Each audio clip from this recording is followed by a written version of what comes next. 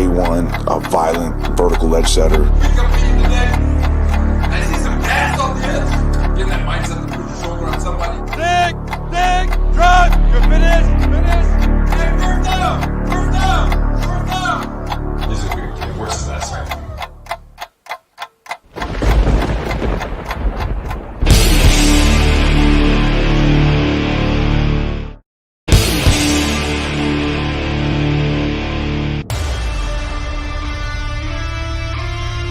Pressure in control. Man, that looks great. Jets! Oh my God, it's so beautiful. 78 degrees, Jets football, and we're winning. That's what's going on today. That's why everybody's so psyched. This isn't no happenstance. This is a guarantee, just like Joe Namath said. See that? There are few things in life you cannot put a price on. Loyalty, tradition, fierce passion. Today is a gigantic family reunion because finally, they're back.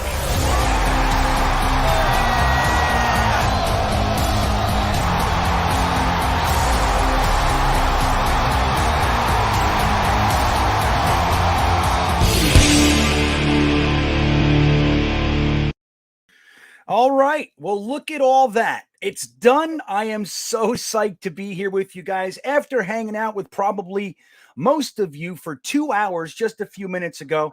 I am even more excited for this show tonight because I have a very, very special offering for you guys. I hope you guys have all kinds of questions about the intricacies of the Colts team because we happen to have what I would label an expert on the Indianapolis Colts, somebody that I've talked to quite a few times. He was my guest before, did a breakdown for us on some of the draft prospects that were coming out. I couldn't be more excited, guys. Again, don't be afraid to ask questions. You know how it is. We'll try to get to as many of your questions as we can. In the event you really want to make sure that your question gets seen, or comment for that matter, the super chat is also available as well. And as you know, I greatly appreciate when you do that, but we'll try to do as good a job as we can. That all said, let me introduce, just such a great pleasure. I'm so glad that he was able to carve out the time, especially this time, 10:30 at night. I think he's an hour earlier, so that does help, I'm sure. But help me welcome my friend Lawrence Owen from the Colts Law Podcast. What's up, my friend? How you doing? I'm doing well. I'm actually Eastern Standard Time. So are you? Yes. So no yes. help. No help. It's okay though. I'm usually up this late anyhow. So usually breaking film down or something of that nature. So it's no big deal. I appreciate you having me on here. That's a heck of an intro that you have. You like really, that? Yes, I do. Well, you know, the first one I made myself. That's the intro to the thing. But I'm going to be real honest with you. I wanted to show you the second one. I wouldn't normally have played both, but I wanted to show you something. I was in the stadium. You know, I went to the opening day game, and I just happened to run into the Jets media guys with their cameras, and I was already filming. And I ran right into them, and I just went blah, blah, blah, blah, blah. And they used it on the official weekly Jets show, One Jets Drive. So I'm proud of it, man. I wanted to show you. What'd you think? It was good, right? I thought it was awesome, man. I really did. Yeah, I've had moments like that myself. So it's really cool when something like that happens. Yeah, it is. And again, when I left them, I was like, I don't even know what I just said to them. I was just like blabbing a bunch of nonsense. And then a bunch of people texted me and stuff like, hey, you made it on the show. I was like, whoa. So it's really cool. So again, listen, man, I want to thank you for coming on. I thoroughly enjoyed our last opportunity to catch up, and you did a lot of really good stuff for my show. So I appreciate you making the time. And I'm really excited for the viewers to get an opportunity to not only hear about the Colts and how you think they match up and all that, but also I want to get a little window into what it's like being a Colts fan right now. As we know, and you and I discussed it for a few minutes, you guys had a little bit different of a week than we had. Mm-hmm. Now, 2 weeks ago, we got blown out in New England, 54-13, so we were feeling it. But this week, we ended up, our backup quarterback came in and looked pretty good for us. But you guys had a painful loss You held Derrick Henry to less than 3 yards a carry. You picked off Tannehill a couple times and you still lost. What do you think? Is it something going on with the team, or was it bad luck? What do you think went on there, and how will that affect this week's game, do you think? Well, there was a few things that happened in that game. And if you go ask Colts fans, they're going to say there was bad decisions in play calling. You don't want a ratio of 51 passes to less than 20 run attempts when you have a guy like Jonathan Taylor. So there was a lot of guys a lot of fans upset about that. And then, of course, at the end, the play call and decision making in the fourth quarter, the Colts were backed up with 1:33 left in the regulation.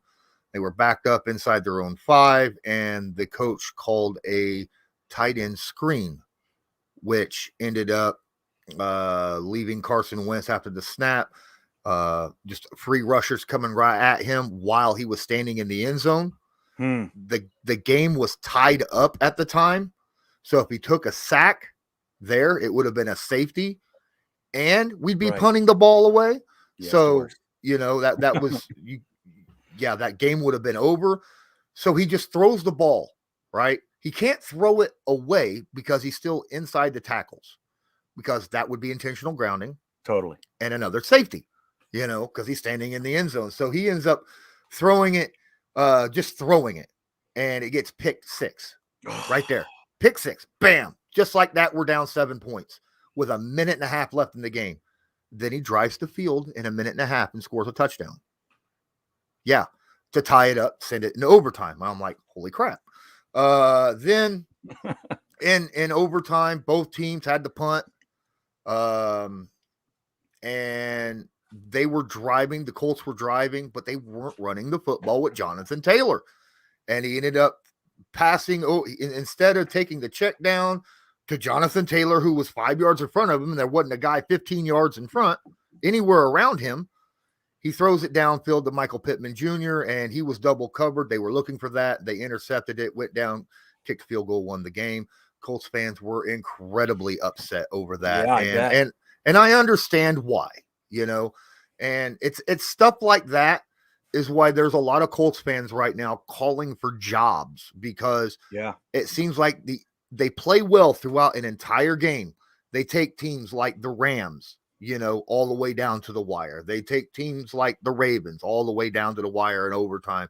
They take the Titans all the way down to the wire in overtime, and then find a way to give the game away. Yeah. And that's upsetting to a lot of fans. And I understand that. It is. And when that'll lead me to, we have a question by Robbie Oak. What's up, Robbie? Good to see you here. And he says, it kind of dovetails nicely with what you're saying. He says he hears a lot of Colts fans are angry and fed up with Carson Wentz. So number one, is that true? And how do you see it? Like you said, you just explained, it sounds like actually a pretty smart play, but it didn't go the way that you hope with a pick 6. But, there's a lot of variables there. How do you feel about Carson Wentz? And is it true that a lot of Colts fans are kind of fed up with him? I think the majority of Colts fans aren't fed up. I think the majority of Colts fans actually like Carson Wentz. I like he's been the backbone of the Colts this year. When the team didn't start out well, tons of injuries across the offensive line, wide receivers, things of that nature. And he put the team on his back. But he reminds me a lot of Andrew Luck, where he has the ability to put the team on his back, but sometimes he tries too much, and he doesn't need to do that. And there's a lot of fans out there that don't want that kind of quarterback. They want the safe quarterback, like Phillip Rivers was last year for the Colts. And I'm like, you know what? He still has one of the best touchdown interception ratios, Carson Wentz wise, in the NFL right now. He had a bad game. He's had 2 bad games this year. And both of them were against the Titans, believe it or not. So I'm not too worried about it, because we don't play the Titans anymore this year, unless we, somehow both make the playoffs. But most fans, I do believe, are just kind of, they don't like sitting at 3-5, not with the way the team has really played full games and then losing them at the end of games. And Totally. that's what's really eating a lot of people. So that's super frustrating. And that can take a lot out of you. Like the Jets, when we're losing games, I think there was only one game that we looked like we kind of could have come back and won it that we were losing. That was the opening day game against the Panthers. But generally speaking, I mean, we got shut out by the Broncos. We the Atlanta game, we laid a complete egg, and then we got our asses kicked, quite frankly, in New England. So it doesn't look the same way. Like we're getting kind of just like shellacked. But when you lose games like that, you play a great game, and for all intents and purposes, you should win, and then you lose. That could be even more demoralizing. That can take more out of you. How are the fans feeling about like Frank Reich and the coaching staff? And you have a great GM, in my opinion. How is anybody calling for their heads? Yeah, believe it or not. And I think these are short-sighted people as well, those that are calling for like Frank Reich. Okay, so here's my opinion on when it comes to coaching. If you can only pick 2 or 3 plays in a game where you're like, questionable, you got yourself a great coach. You have a great coach. Interesting. You know what I mean? And that's what it's like with Frank Reich. There's 2 or 3 plays every game that Frank Reich does that people will say that wasn't a good call. But that means, okay, so, he's the offensive play caller. That means, so 3 plays you disagree with and the other 60 you're okay with, right? Yeah. I mean, come on now. That's like a 98%, right. You should be happy with that. But people want to focus so much on those 3 plays, those 2 or 3 plays every game, and want to, solely say, well, that's why we're losing games, because of those 2 or 3 plays. And I don't see it that way, but there are a lot of fans out there who are still used to the Peyton Manning and Andrew Luck eras that are used to, winning constantly. And, they don't like it, and they just want to continue. I'm saying, who are you going to replace Frank Reich with? Really? I mean, I'm right. That's the thing. I say that a lot, Lawrence. It's like, a lot of people call for people's heads, and sometimes it's warranted and sometimes it's not. But it's like, my question is always, okay, we fire the guy. Who's your guy? Who do we have? Who's next? And it's a lot of times people don't even think that far. They're like, I just hate him. I just want him gone. He sucks. Well, who's going to come? Who's better in your mind? And then it gets more difficult to find that person. In my opinion, Frank Reich is an exceptional coach. And the fact that Wentz went back with him, I think, look, you might have to give that some time to really settle in. I mean, clearly Wentz is having some, he's balling out at times, man. He's looking good for a lot of this, a lot of this season. And I mean, the injury thing is still freaky with Wentz. He hasn't made it through a season without injury in a long time now. But I think the Frank Reich thing, I got to say, I think that you guys have the edge with coaching. And I mean, I use the edge because that's just a word I'm using. In my honest opinion, I think you guys have a better coach right now. Saleh might be that coach later, but I think Frank Reich is exceptional. And I think you guys have the edge. Do you know much about our coaching staff? Have you paid attention? Are you familiar with Robert Saleh to any degree?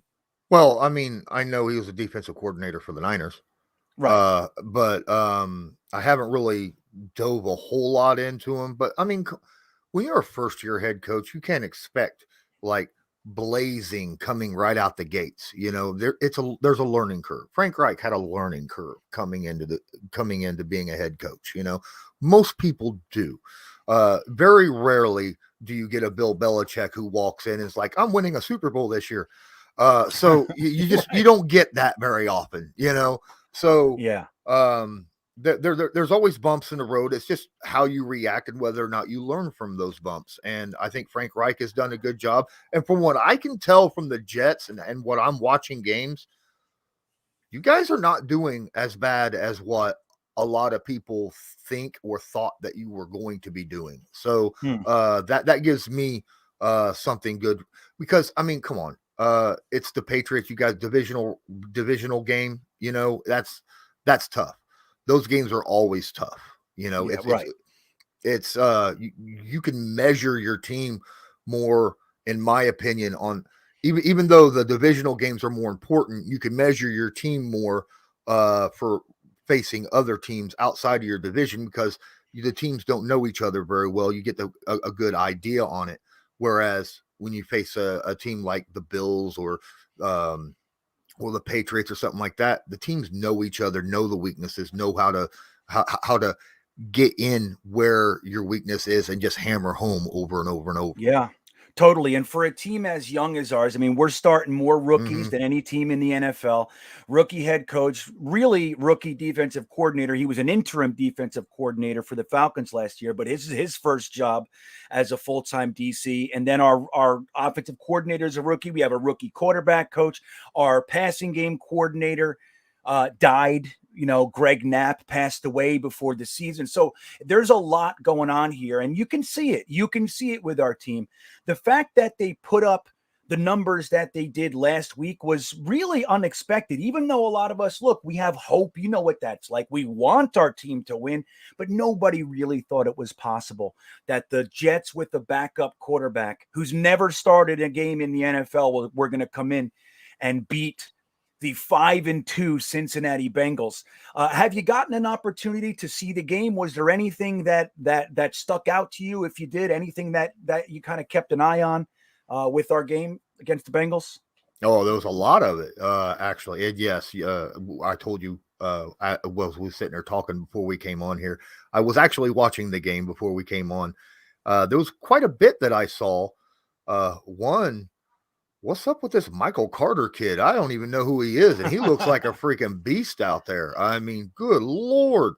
He looks like a guy who every time he touches the ball, he wants to run through 5 people, like he's looking for that.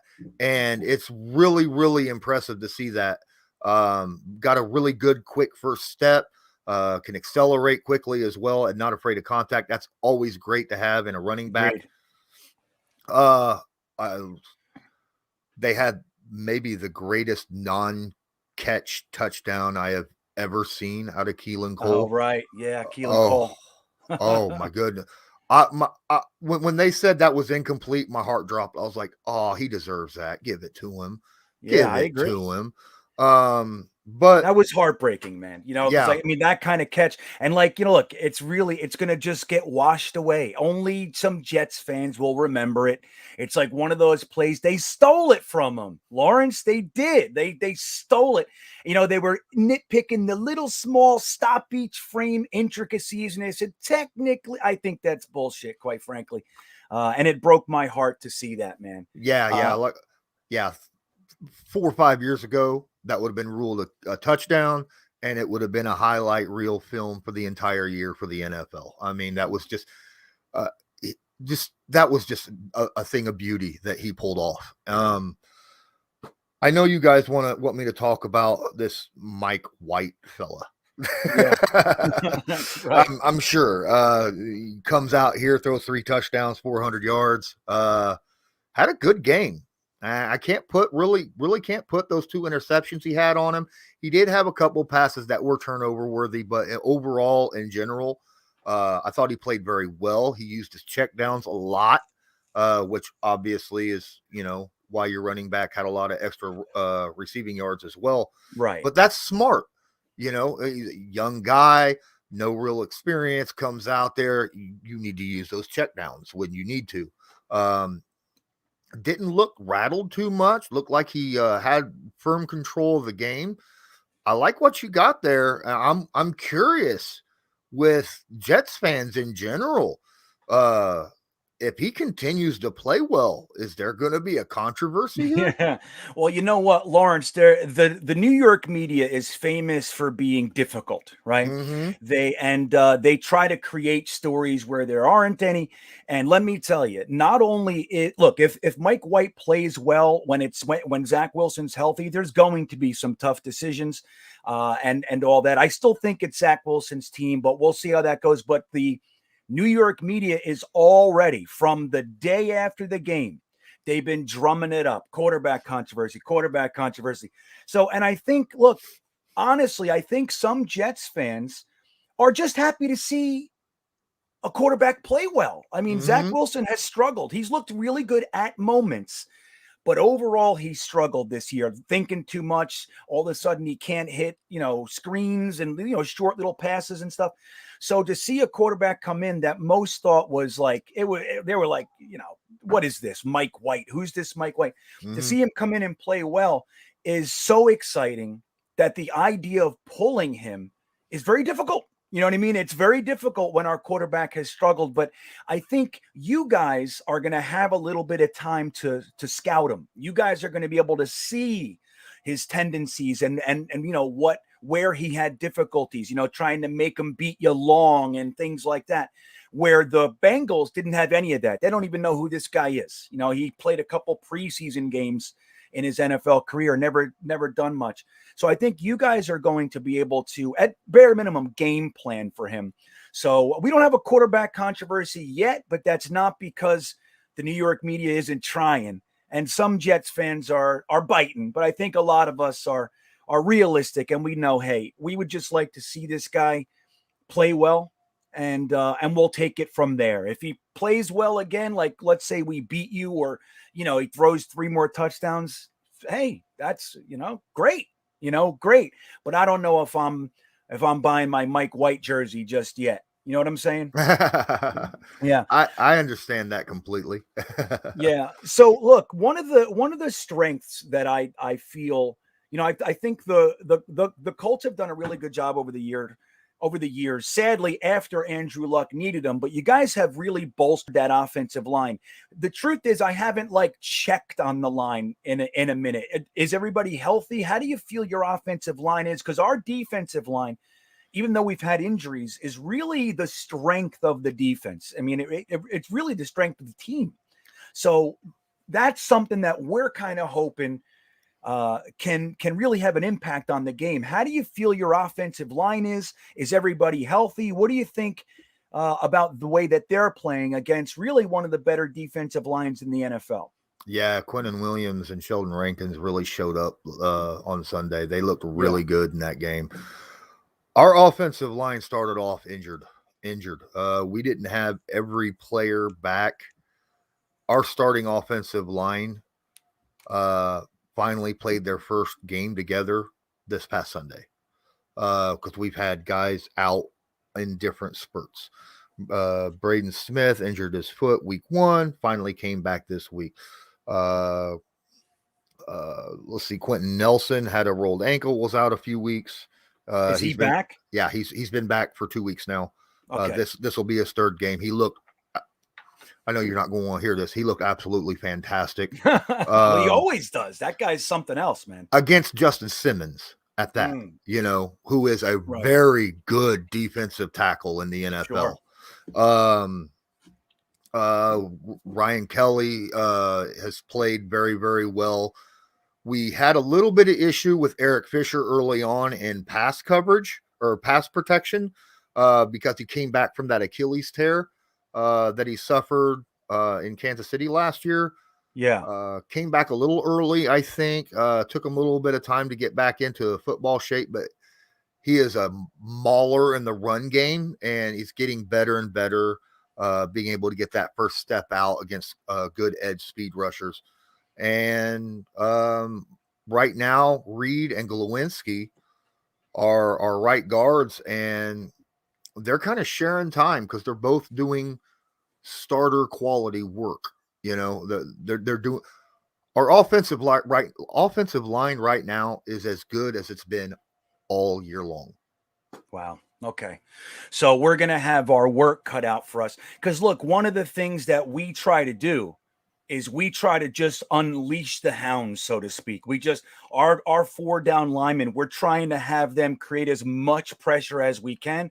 And sadly, it's been able to be exploited a little bit because our linebacker play has, we started 2 rookies there. We had injuries all over the place. One of those rookies just blew his Achilles 2 weeks ago. So we've been having some difficulty. So the aggressiveness of our defensive line has been exploited because our linebackers couldn't back them up in the passing game. So they were killing us with these, running backs in the flat, little screens, all kinds of stuff like that. Is that part of your offense? Is that something that you guys use a lot, or is that just something that, hey, Wentz is going to know when to use his checkdowns when he needs to? And with Pittman out there, who I love, by the way, we'll talk about him in a minute. But is that like a major facet of your offense, something that you think you'll be using against us? The Indianapolis Colts use a lot of screens, running back screens, tight end screens, wide receiver screens. Everybody on this team can block. The wide receivers are solid blockers. Pittman, Pascal, very, very good run blockers. Our tight ends, Mo Alley Cox and Jack Doyle, very, very good run blockers. And then our running backs are pass blockers and very good catching the ball out of the backfield. Jonathan Taylor, Marlon Mack, Naheem Hines, all these guys are very good in the screen game. And so, yes, there are a lot of plays that are drawn up that way specifically. Right. And so I saw a question. I'm trying to find it. My thing refreshed, but there's somebody was asking, and I'll try to find it. Is Taylor as good as he looks from the outside? Like, is this legit? Is he as good as he looks? I believe yes. Now, obviously, I have a little bit of biasness. I am a Colts fan. Yeah, sure. But watching film, if I take my fandom and I set it over here and I put it in a jar and I put a lid on it, and just watching film, the guy's got incredible speed, breakaway speed, right? Like get away from the fastest corner type speed. And on running back, that's rare, let alone for a guy who also is incredibly physical at contact, right? He at times will, if he knows that he can't juke out of you, he will try to run right through you. And he's a big boy, very, very strong. So if he gets through that first line, that's when things happen. And that's why you see all these huge highlights of 70-yard runs and stuff of that nature. Because Jonathan Taylor can break a tackle and go at any time, which is why there's a lot of Colts fans that was so upset last week. He only got 16 carries, right. As opposed to 51 passes in a game that was tight the whole time. He only got 16 carries. So that's why there's a lot of Colts fans that are upset about that. Jonathan Taylor, if he stays healthy, and I always put that out there because any player at any time can get hurt. If he stays healthy, I think he's top 3 running back in the NFL. Yeah, I mean that's, look, I've seen him too on some highlight stuff, and just like you said, and one of my favorite attributes for a running back is when they have moves, but when there are no moves left, they have no problem lowering the shoulder and giving you a pop on the end. It's like I tell my son all the time. He's 13 and he plays football. I always tell him, it hurts to get hit. It doesn't hurt to make the hit. So always make the hit. Whether you're running with the ball, make the hit. If you're tackling, make the hit. So having a running back that seems to understand that and have that logic, like, okay, no more moves can be made. I'm going to level this guy. And it seems like Taylor's not afraid to do that, which is, hey man, you got to be happy with him. Oh yeah. Very, very happy. I'm happy with our entire backfield, honestly. So I think, I know the Patriots think they have one of the best, backfields. The Browns feel like they have one of the best backfields, like entire stable. I think the Colts have the best overall stable in the NFL because we got 3 running Marlon backs. Mack, right? Yeah. How's he been doing? Is he used in like a lot, or because honestly, I haven't kept up to that degree. Where does Marlon Mack fit in to the to the stable, like you said? Marlon Mack over the last 3 or 4 games has been used sparingly, not a lot, but enough to give Jonathan Taylor breathers occasionally because he is a good all-around running back.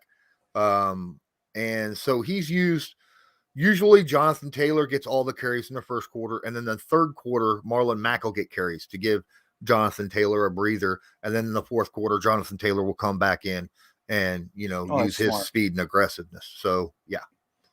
Yeah. So a lot of fans weren't happy because that didn't happen. They weren't like leaning on the play. That's one of the things, man. Jets fans have had a lot of problems with that. Like when, the old adage is put the ball in your playmaker's hands. Like there are guys that you can trust to make the play. And when the game is on the line, fans, we want to see the ball in our playmakers' hands. And the Jets have had difficulty doing that up to this point. Last week was the first week that we got to see it really in any fashion for the most part. I mean, really, it's been slim to none. But seeing the ball in our playmakers' hands, I could understand Colts fans wanting it to be in Taylor's hands. Now, Michael Pittman, like I said, is just, I mean, I loved him coming out. I thought he was a slam dunk pick from you guys, and he's showing that. But I've heard T.Y. Hilton is not playing this week, which is, hey, that's a painful one. Who's filling in, and how does your backup receiver core look? What's going on with all that? All right, so T.Y. Hilton suffered a concussion this past week against the Titans, so he's out. Just not enough time for him to get through protocol, no matter what. Not on a short week. We have Zach Pascal, who is our number 2 leading receiver. Very good route runner, very solid hands, big receiver. And as I said earlier, very good run blocking, but doesn't have breakaway speed. He's not a speed guy. He's not someone that's going to burn you downfield. He's going to be that guy who's going to run a lot of hitch routes, curls, things of that nature, just to pick up, the 5 to 15 yard stuff. Our other speed guy is also hurt until the end of the year, approximately. And it's no surprise because Paris Campbell's been hurt a lot. He got hurt. He's done. We have Ashton Doolin, who is a backup. He was a special teamer before, and this year he's getting a lot more snaps because of the injuries to our wide receiving core. Hands are a problem with him. He's also a bigger receiver with some speed, but he needs to work on attacking the football and being strong at the catch point. That's something that he needs to work on a lot. And then we have some other receivers we don't really see a whole lot of. We have a 7th round rookie, Mike Strawn. I'd like to see him play a little bit in this game because he is a big, strong, I think he's bigger than Michael Pittman Jr. He's faster than Michael Pittman Jr. And he's learning to attack the ball, but he's young, like a 7th round pick, out of a D2 school. So still a lot of work in progress there. But with T.Y. Hilton now, I think he'll probably play. And then we have a guy we picked up a couple weeks ago, Kiki Kuti, that we grabbed from the Texans. Right. And he hasn't really played a lot of snaps as of yet. He played some snaps in the San Francisco game, and he's a veteran receiver with some quickness and a little bit of agility. So really, I think right now, due to injury, wide receiver is the weakest part of our offensive core. But that's not saying like too much because I think our offensive line is the best, and it might be the best in football when all healthy. Our running back core is absolutely studly, and we got 2 really good tight ends. So, but yeah, our wide receivers are probably currently, due to injury, our weakest spot. Yeah, right. And just because it's your weakest spot doesn't mean it's necessarily a weakness. It's just not as strong as the other groups. Exactly. So, everybody, we have Lawrence Owen from the Colts Podcast here with us today. We're going to try to utilize this opportunity to dig into the Colts, whatever you want to know about the Colts. I will label him an Indianapolis Colts expert.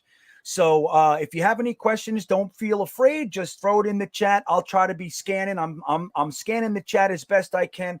I'll try to get any questions that you have for Lawrence Owen. And I'm really grateful that he's here for you guys. So don't be afraid, man. Let it rip, whatever you want to see. So I want to bring it over to the defense because you guys drafted a guy that I was really, really high on. I know I'm not alone, but Kwity Paye seems to be having a little bit of a quieter year than maybe I expected. And any reason for that? And how do you see his progression? What do you see his impact in this game? What's going on with Kwity Paye? All right, before I get into that real quick, my co-host on my show, Colts Law, is in here. It's Colts Loyalist. So There he is. thanks for showing up, my guy. There he is. What's up, Colt Loyalist? Yeah. Good to see you, buddy. And he just wanted to shout him out real quick. Right on. So Kwity Paye, when he was drafted, there was a lot of hype around him. Right. But there was a problem. He has all the intangibles, like the physical gifts. You know, he's long-armed. He's got quick get off the line, good speed, decent bend. The only problem is he didn't have a lot of technique. All right. He didn't have a backup move, a counter move, things of that nature. He was very raw, right? Incredibly gifted, but very, very raw still. And he's still working on that. So I personally didn't expect a big year from Kwity Paye. I figured if we got 6 sacks out of him this year, that would be a huge, year for him as a rookie.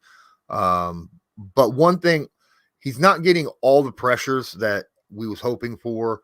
He does play the run well, though. I will give him that. He does a very good job.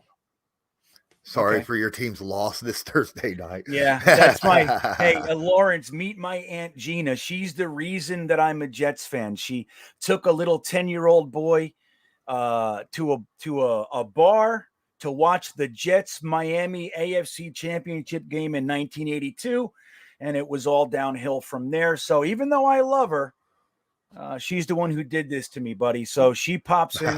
She wanted to say hello and welcome.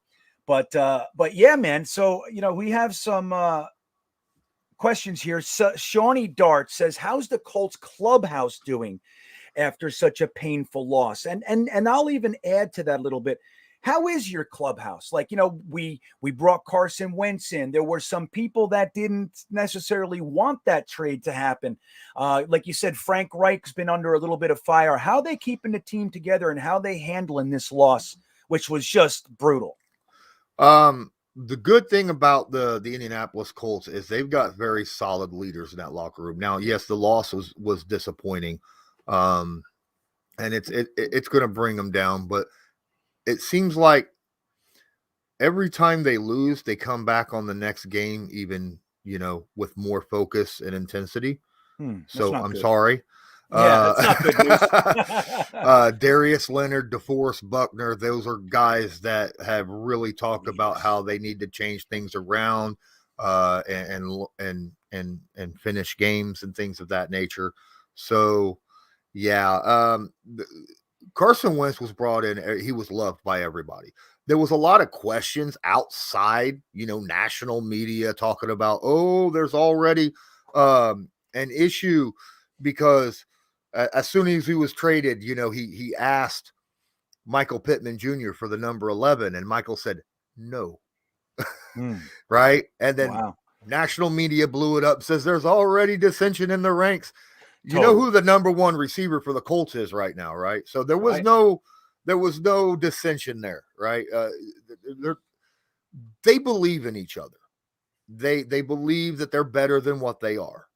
I think obviously you lose in a fashion like that, it's going to hurt and it's going to smart for a while, right? And it's going to smart until you get a win. So, we'll see.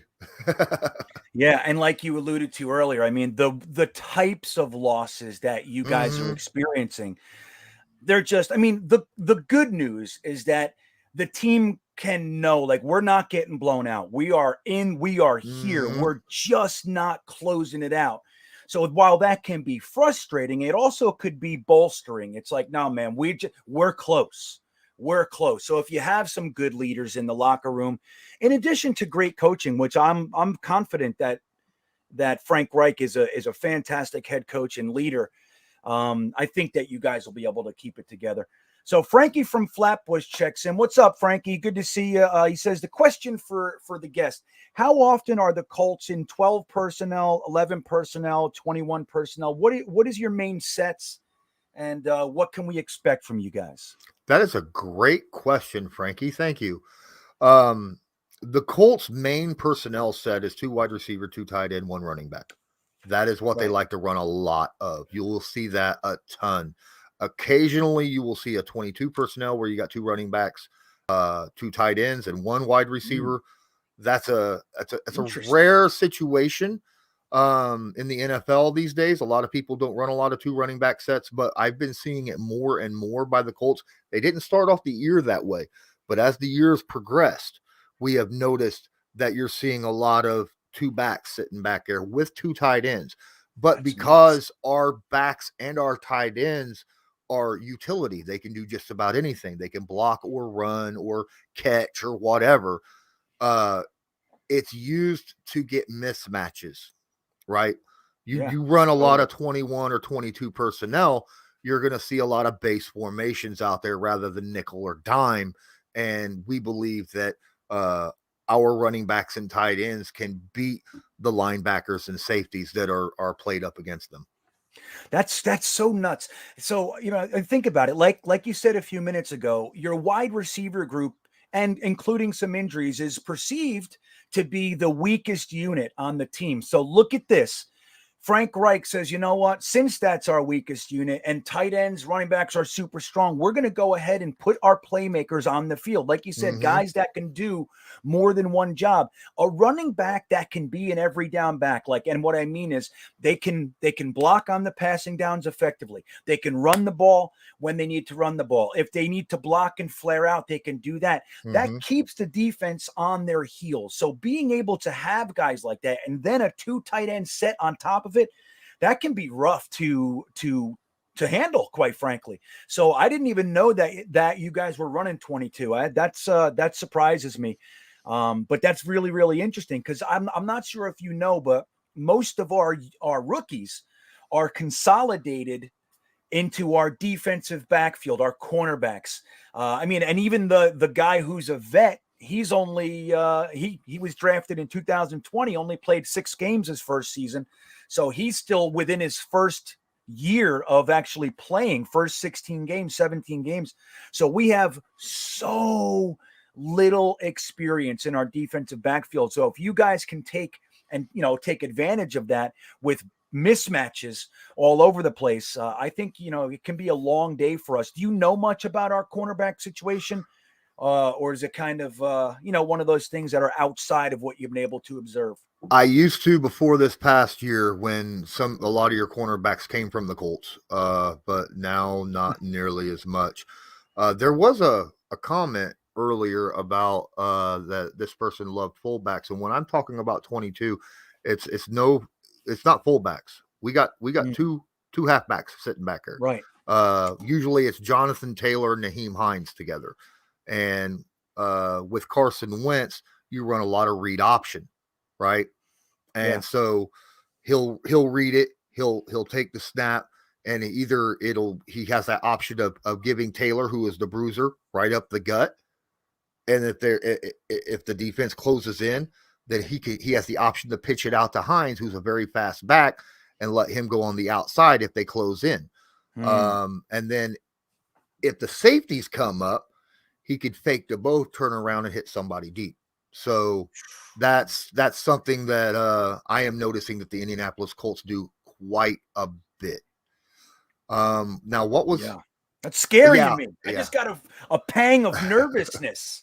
I did. I started thinking about it. I'm like, oh my God, how are we going to take care of that? I started thinking because look, the good news with us is that we finally last week got our 2 starting linebackers together. This was the first game all year that we had CJ Mosley, who's been playing lights out, and Jared Davis together. So at least we had that to kind of bolster the linebacking core. And we saw the difference having those guys out there. But still, again, I think we have such a lack of experience back there that, confusing sets like that, like you said, the read options and all, we can be made fools of in that, so much youth. They're not exactly, disciplined yet. They're still figuring a lot of things out. So you made me nervous, Lawrence. I didn't like that. I don't want you to come here and make me nervous, man. I'm just here to give you information about the team. There is weaknesses on this team. I promise you. I do like our offense, though. I think our offense is as good as any in the NFL overall. But there is issues. Like I said, the wide receiving core is not the greatest right now due to injury, and honestly, our secondary is a little nerve-wracking. Mike White might end up having himself another game. Yeah. Well, and that brings me to a nice question from 7 Levels. And this might be a joke, but I'm going to ask it anyway. He says, are you afraid of Mike White? What do you think? You scared of this guy? That is an interesting question, 7 Levels. Yeah, here's the thing. Our rookie, not a rookie, but our first time starting quarterback is striking fear into the nerves of everybody around the NFL. I'm not necessarily afraid of Mike White. All right. It's not that quarterback. I like what I saw from him, though. I will say that. I really did. I thought he played well. I thought he played smart. Okay. The Colts are all about playing zone defense. In order to beat zone defense, you got to hold of that ball and wait for receivers to find those empty spots in the zones. All right. Check downs ain't going to get you a whole lot against the zone defense with the type of defense we have, which is, very, very fast. Our linebackers are incredibly fast. Our defensive line is fast. Our safeties, our corners, very fast. They're all looking back, looking at the quarterback, and as soon as he releases it, the entire team just swarms towards the ball. So check downs and things of that nature don't work a whole lot against this zone defense. If he can hit those mid-level plays, 15, 20 yards, 10 to 20 yard zones, especially over the middle between the hashes, that he could have a really good game against the Indianapolis Colts, because that's where a lot of your empty spots in the zone is. Interesting. So, guys like Rocky Sin, is he? I thought I heard somewhere last week that he might be injured. Is that accurate? Is he fine? Is he playing? He was injured. I think he's playing this game.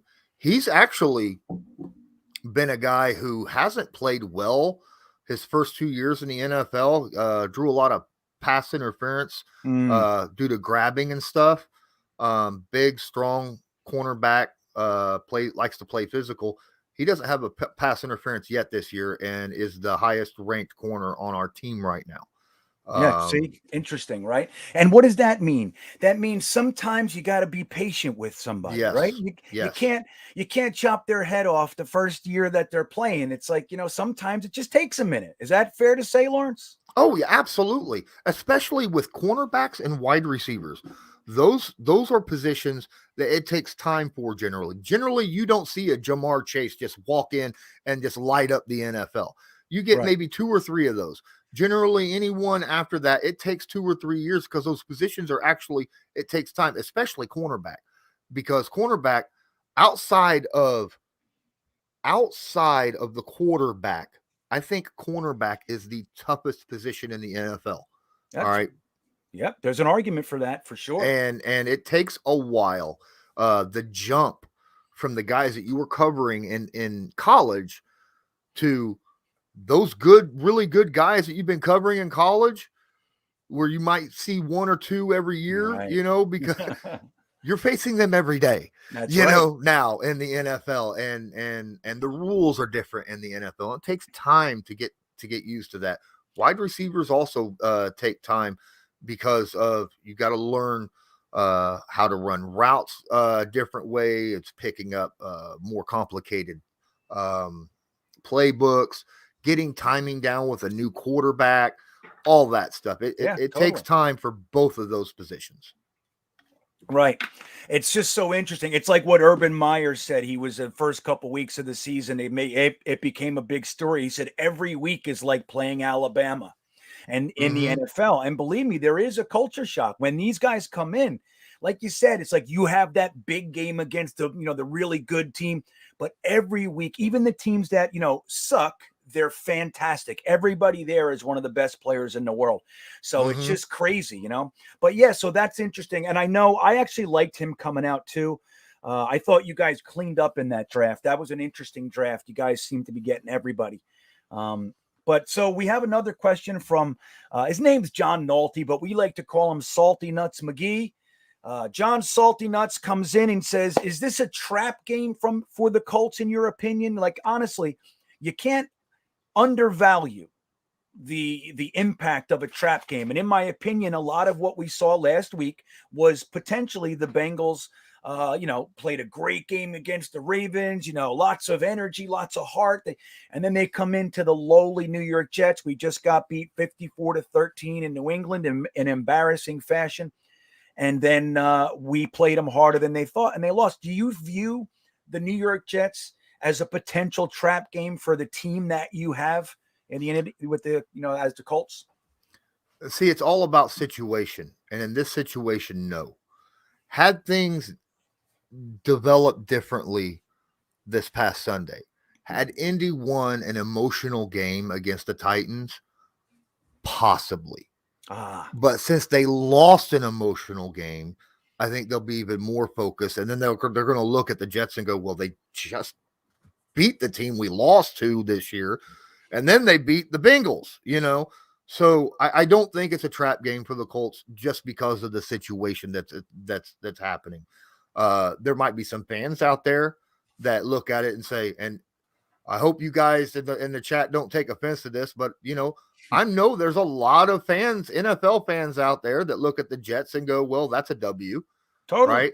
Absolutely. And it is what it is. But when you look at the teams that they've beaten this year, like I said, you've beaten 2 5+ win teams this year. No one should take the Jets lightly. Yeah. Nobody. Totally. And your co-host, Colts Loyalist 5678, says a 3-5 team doesn't overlook anyone. I think that's an appropriate statement, because the pain of coming up an inch short. You know what that feels like, and you know what that looks like. Mm-hmm. So yeah, it's really interesting. I wanted to follow up with 7 Levels question. He said, no, that wasn't a joke. He was totally serious, asking if you were afraid of Mike White. So I saw another question. I wanted to, let me see, where was it? I think I lost it. So Frankie from Flatbush says the Colts may be the best 3-5 team in the NFL. You think that's an appropriate statement, or do you think you guys are kind of, even though you've come up short in very close games, would you say that's an appropriate statement for where the Colts are right now? I would agree with that statement.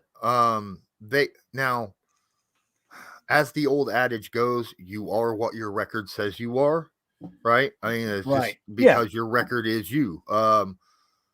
But you can go to any game. You go to the Ravens game, and you could pick 5 plays in that game. If it went differently, Colts win that game. Same with the Rams. And the Rams, in my opinion, the best team in the NFC, and should have beat them. The Titans, with Derrick Henry, because I got to put that in there because Derrick Henry's now done for the season. I know, painful. You don't want to see a guy like that go down. No, you know what I mean? No. Even a divisional rival, Colts and Texans fans hate each other. Okay, is no question. There is no love lost between Colts fans and Titans fans. But with me, I never want to see anyone get hurt in any game. I know. I used to play football. I know what it's like, and I've had serious injuries. I hope and pray for the best. Hope Derrick Henry recovers quickly, and but you always want to play a team's best, because you don't want to just walk out there and be like, well, would we have won if he had played? No, you don't questions like that. I agree. And just on that point really quick, it's the way, on a very simple level, it's like, I'm doing this because I want to watch good football. That's what I want to watch. So I'm always rooting for the best players that can give me the best show, for lack of a better word, on the field, and seeing a guy like Derrick Henry, who was, in my opinion, about to do something special. He was going to break 2,000 again, and it was going to be special, man. It's just painful for the league at large when a player that, on the precipice of something like that goes down. But look, even while he was running, you guys held him to, what was it, under 3 yards a carry, wasn't it? 2.4 yards a carry. Before he actually ran better after he got that foot injury than before. We held him to 2.2 yards a carry before he had that injury. And then afterwards, and it's very specific when it happened because he walked off the field, they took his shoe off, they were looking at it and doing stuff. So you knew exactly when it happened. And the Colts just played run defense really, really. I mean, they're actually the number one DVOA run defense in the NFL. The Colts are. Right. They also held the Ravens to under 100 yards as a team, right? Only team they've held them less than the least amount of yards rushing in the Lamar Jackson era, this past year. So, I think the Colts run defense is very solid. So, and what is that? Because my next question was going to be about your defensive line versus our offensive line. We've had some issues, but you just brought up a great point as being the one of the top rushing defenses in the NFL. What do you attribute that to? And do you think that your defensive line is kind of in a good position to beat our offensive line? How do you see that trench battle going on Thursday night? Well, I'm going to tell you, you're going to need to double team DeForest Buckner, or he's going to get in your backfield every time. That was a good trade, wasn't it? Yeah. I'll take that trade every day. Right. Give a first round pick, a mid first round pick for a perennial All Pro. Yeah, right. I'll do that. So good. Buckner's still solid. He doesn't have the numbers this year so far. He's got 4 sacks and a few pressures and things of that nature, but no, he's a beast. He's being double teamed every play, every down, right? Every game. It doesn't matter who we're playing. He's getting double, sometimes triple team, still gets in the backfield and pressures quarterbacks, hitting running backs in the backfield, things of that nature. Very, very solid. Our defensive ends are more run stoppers than pass rushers. So that's going to be in a big favor to Mike White. He probably will have time in the pocket against this zone defense, which is a little bit scary, to be honest with you, being that I think he does make good decisions. Our other defensive tackle, Grover Stewart, very good against the run. He is, before last year, Grover Stewart was a traditional zero tech. He was big, like a 3-4 nose tackle, right? Yeah, clogging it up in there. Yeah. He lost 40 pounds in the off season to get faster, to become a traditional 1 tech rather than the 0, right? Yeah. So he's a very good partner with DeForest Buckner right up there in the middle. Our defensive tackle is very solid. But like I said, our defensive ends have not been anything to write home about this year. Right. So they're excelling in the run defense, but that leaves a little bit to be desired in the passing, on your pass rush, you think? Yes, much so. Yeah. Most of our pressure comes from up the gut, or, when a blitz is called or something of that nature, obviously, you're going to get some pressure. But it might be a good week for you guys. We have, on the one side, on our guards, like the interior of our line has been our weakness. The tackles have played well, even though we've had injury after injury on the left side of the, with the tackles, but they've still played very well. And we have that first round pick, Elijah Vera-Tucker, on the left side, he's playing. Everybody, and I think rightfully so, models him, or at least compares him to Nelson's rookie year. You know what I mean? Like, that's how he's playing. But the other side, Lawrence, it's our weakest link. The guy gets flat out steamrolled. And I think that you guys might have a little bit of a field day in there, and we might see some pressure. He played better last week, but I don't know. You know what I mean? So that makes me nervous. But if your pass rush is kind of docile, at least to some degree, that's going to bode well for us, because I think our big issue this year has really been, quarterbacks being, defense being in our quarterback's face. So I think giving Mike White that time might really benefit him. But moving from the defensive line to the cornerbacks, Haider Ali has an interesting question. He says, so does Lawrence believe the Colts secondary is the weakest position on the defense? And also he agrees with your comment that cornerback next to quarterback may be the hardest position in the NFL. But how do you feel? Like, so is the cornerback what you would label your weakness on the defense, or do you see it otherwise? Oh, right. Well, I would say defensive back in general, from the cornerbacks back to the safeties, as a group, your pass defense. Number one, our second year safety was lost for the year.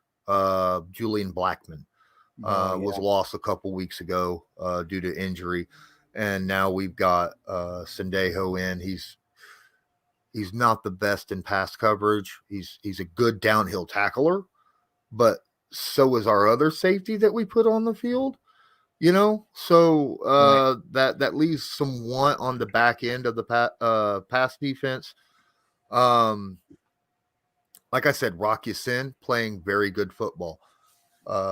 Kenny Moore might be the best nickel in the NFL, right? Like the best nickel corner in the NFL. Right. Xavier Rhodes has been up and down this year.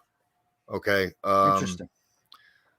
Last year, he played very, very solid for us when we picked him up. This year, he's been dealing with some injuries, calf, ankle, things of that nature, kind of slowing him down a little bit. There was a play, like I said, let's see here, this past Sunday, there was a quick throw out to A.J. Brown, who is a very strong, big-bodied wide receiver. Xavier put up an awful attempt at a tackle, and A.J. Brown broke away from it, ran 57 yards for a touchdown. I don't want to see that happen with Mims. That can't happen. As a Colts fan, that can't happen. Right. Okay. That's the worst. That's the missed tackles. There's nothing that frustrates me more than a guy who comes in, tries to just make a hit or just an arm tackle. There's nothing. I mean, when I coach 9, 10, and 11-year-olds, it's the thing you teach them is like, keep your head up, wrap your arms. Keep your head up, wrap your arms. And these guys in the NFL try to just like make a big hit and the guy bounces off and runs 50 yards. Oh, there's nothing worse. So is that something that you see happening often? Like, are they missing tackles back there, or is that just something that you're talking about you don't want to see? I don't want to see it. Generally, this is a pretty solid tackling defense. Like I said, they're a zone defense for the most part, and they run to the ball and make tackles. And they don't just run to the ball and make tackles. They run to the ball to strip the ball. Okay. The Colts are the number one turnover defense in the NFL right now. Is that right? Tied with Buffalo. Yeah. Have been for a while. Buffalo and Indy just keep kind of climbing the charts together. They need to quit that so we can have it by ourselves. Right. Well, hey man, we just got our what is it? We're 2-5. So game 7, we just got our first pick last week, and it was from a defensive end. So I know Darius Leonard has more turnovers than the Jets does.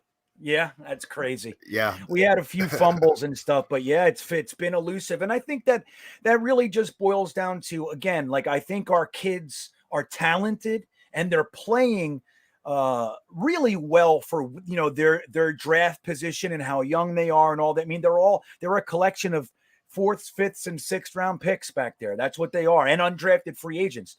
So the fact that they're playing as well as they are is good, but I think, that's why we're not seeing the picks. I mean, they're struggling just to kind of play as disciplined as they can, not make mistakes and all that. So the opportunities haven't really befallen them. And then there's the screen game. We've been killed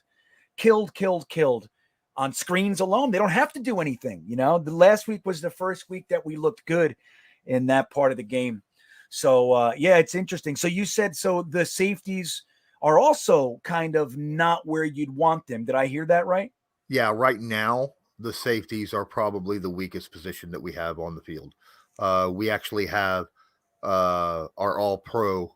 Yeah, we have an all-pro from last year at the safety position, but it's one of our weakest positions. But he's all-pro at being a gunner on special teams. Is that what is that? Okay, that's interesting. I was like, how's that? So that, I mean, it's funny to announce that and then be like, but it's because he was on special teams. Yeah, it's a nice little. I like that. I like how you did that. That's funny. But safety is because of the injury. Blackman was a solid free safety, and it sucks that we lost him for the year. But next man up. That's how the NFL works, right? That's the way it's got to be. I mean, we gave a nice free agent contract to a guy named Carl Lawson from the Bengals, and he was like, I mean, dude, he looked so impressive. He was a leader already on the team. Everything was great. And in the right before the second preseason game, he tore his Achilles and he's out for the year. So it's one of those things, like you said, next man up, but you can't help but be like, I mean, and obviously you're sad for the man and all that sort of stuff. But as far as the team goes, it just sucks when you build up all this excitement for a player and then you don't even get to see him play at all. Or, he goes out early in the season and all that sort of stuff. So Frankie from Flatbush checks in and says, DeForest Buckner, we have Greg Van Roten, baby. And that's the guy that I was mentioning to you. Greg Van Roten, even though he had a good game last week, up until this point, Lawrence, this guy has been pancaked. I mean, on his back at times. So it's just, I think you guys are probably licking your chops a little bit in the training facility when you look at Greg Van Roten. It's like, that's a weakness for us, man. And I think I'm nervous about it. I'm nervous, but we just made a trade for, I even forget his name, but the guard from the Chiefs. And I think that's some insurance for this guy because he's a liability, man. So hopefully you guys don't take advantage of that while we're double teaming DeForest Buckner over there, that all the other guys run free on the right side, because that's it's unnerving. It's unnerving. Guys, we're here with Lawrence Owen from Colts Podcast. I'm going to put all his information in the description as well. Support him. He's great. He's always working. He's got all sorts of different mediums. He's got YouTube. He's got a podcast, all sorts of different stuff. And I find his content to be awesome. I watch his stuff, and you guys should go over and support him. That's one of the things we try to do, Lawrence. It's like we try to pay attention and meet and hear from the other team's people so we can actually know what to expect. So we got a few more minutes. We're going to wrap this up in a little bit, but I want to get your opinion. So what do you think is going to happen? And then after that, like, how do you see this game going for real? You know what I mean? For real, as you can be a fan. I'm not afraid of it. How do you see this game going? And then when that's done, I want to hear your score prediction. What do we got? All right. So I think that you'll probably get the Carson Wentz a little bit, but I think that we're going to run the ball very well. I think that Frank Reich is going to learn from this mistake last week. I think we're going to end up running the ball quite a bit. You do have a very good defensive line. But like I said, we can run RPO and use the misdirection, and that can really rack up a lot when you have speed runners in that situation. I think you're going to see some offense on both sides of the ball. I think that let me see here. I think Mike White's going to have another 300-yard game. Really? I really do. Probably a couple touchdowns. You're not going to run the ball as well as Carter did. I don't see him getting more than 60 yards in this game. And I'm only saying that because I really believe our run defense is the best like I said, DVOA number one. They're very, very solid. But Mims could be a problem. Keelan can be a problem. I don't know much about your tight ends. They're not a problem. Okay. That's They're why not I a don't problem, know man. much about your tight ends, right? There's a reason you don't know anything about Okay. Your defensive line, even though we have one of the best, if not the best offensive line in football, you still have two very solid guys in the middle. And Williams is going to win once in a while. I know he will. I'm not stupid, Right. No matter how good an offensive line is, defensive line is going to win occasionally. Wentz likes to hold the ball for a little while, trying to find the deep shots once in a while. You'll probably get some sacks. You might get another forced fumble. You might get an interception because every once in a while, Wentz will do something stupid, or try to force a ball. So you could get a couple turnovers in this game as well. But I think the Colts will get some turnovers as well. Like I said, we're very aggressive when it comes to getting turnovers. And I don't want to sound bad on the Jets podcast, so I hate saying No, it's okay. I know people are saying he's trying to be nice. I am trying to be nice at this point. I know, we could tell. Look, you're a respectable guy, respectful guy. We appreciate it. Yeah. Lay it on us, Lawrence. Don't be afraid. We can take it. My score prediction for this game, I think the Colts win. I think this is a bounce back game for them. I think this is a prove it game for them after the loss they suffered against Tennessee. This is a game they're going to come out and they're going to, I think they're going to try to release their frustrations out on the Jets. Okay. I really do think that's going to happen. Yeah. And I that's think what they're going going to try to do that too. Yeah. I could see this score. I don't think it's going to be like what they did to the Texans because they beat the Texans 31-3. Okay. Right. I don't think that's going to happen. I think you're going to score more than 3 points. Well, that's nice. I can see anywhere between 17-24 for your guys' offense. I think you'll probably score. I think the Colts will score in the low 30s. Okay. So low 30s to low 20s for the Jets. Sounds about right. Now I'm going to predict. I think the Jets are going to pull this out because that's who I am. I think it's going to be a tough game with like a 21-17 kind of thing. That's what I see happening.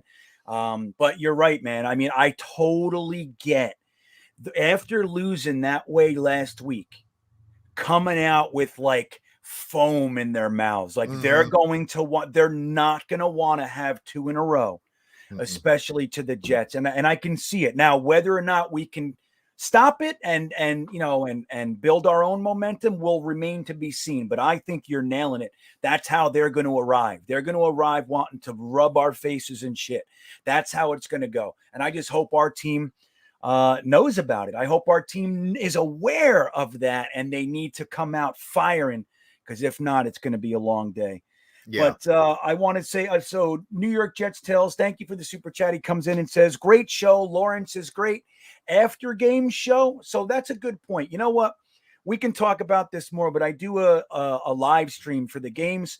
I'll send you the link. And after the game, if you want to pop in, you're welcome. And we'll talk more about that. But that's a good idea. Thanks, Jets Tales.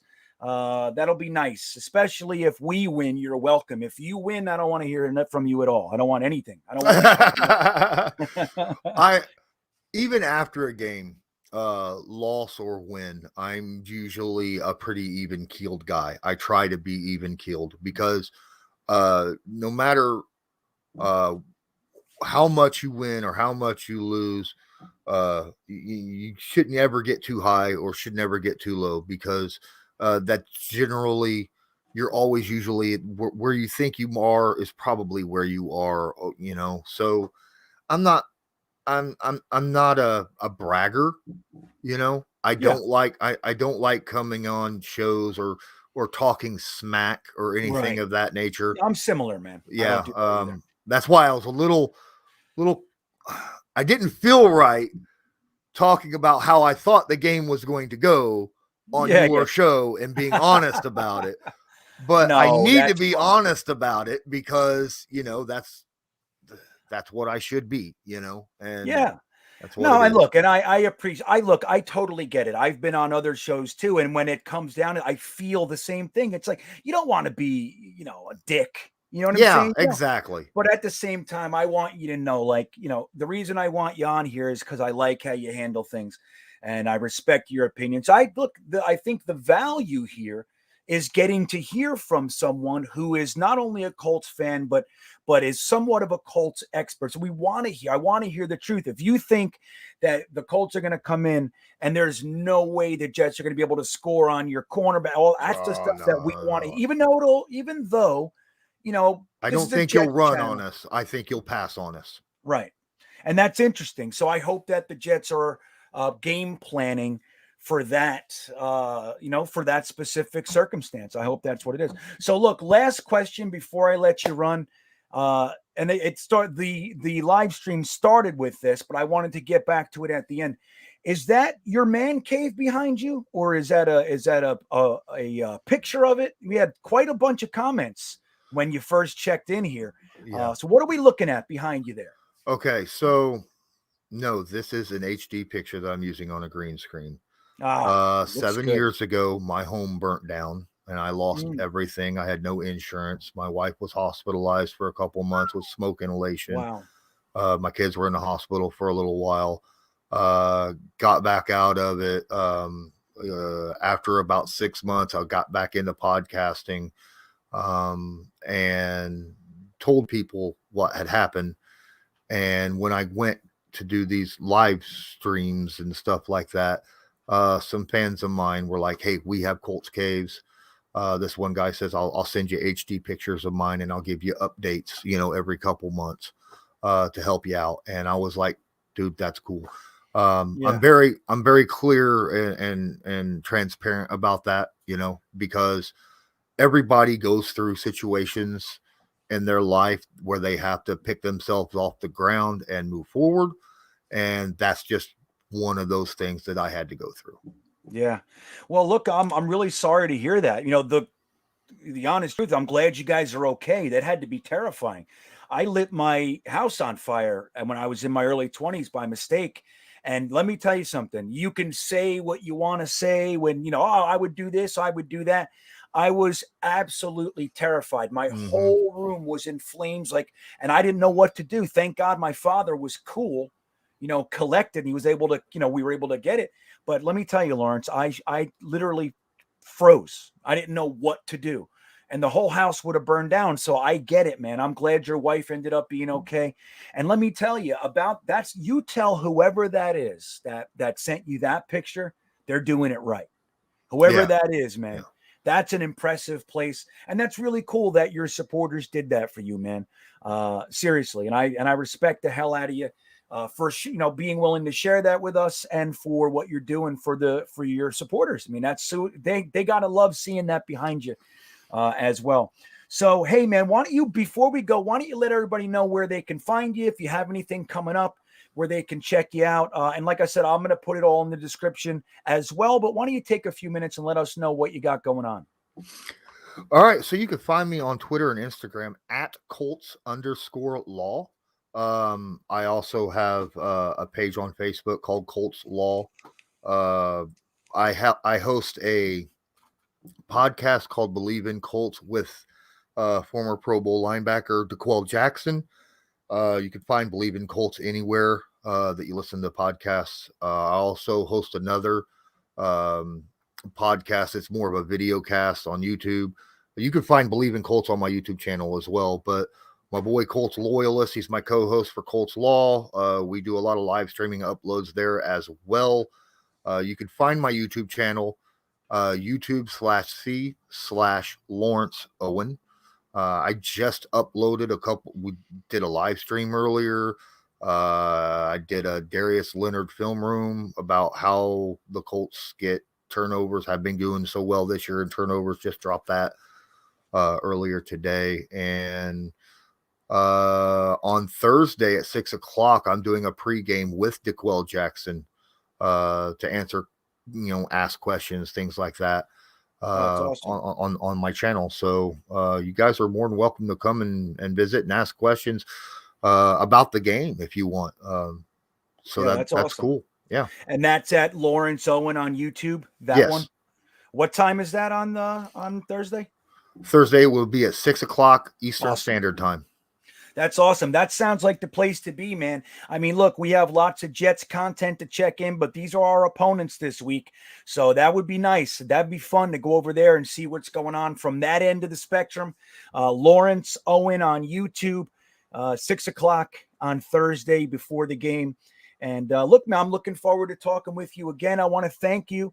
I want to thank your buddy in the chat. They were cutting it up a little bit. What's his name again in the chat? I forgot. Colts Loyalist.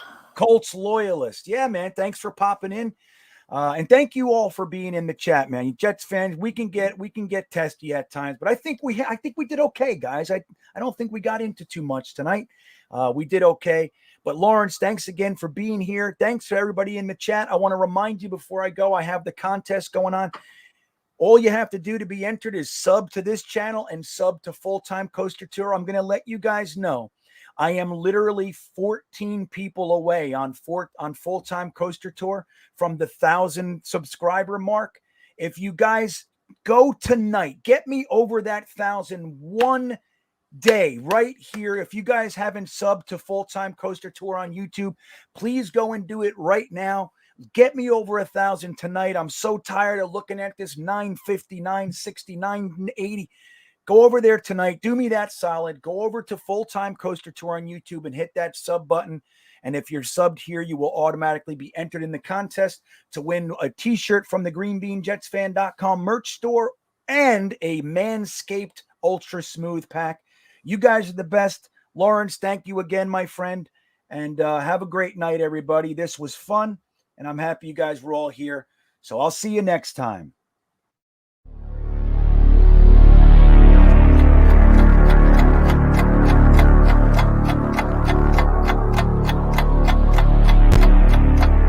I think he's going to be day one, a violent vertical edge setter. He's gonna be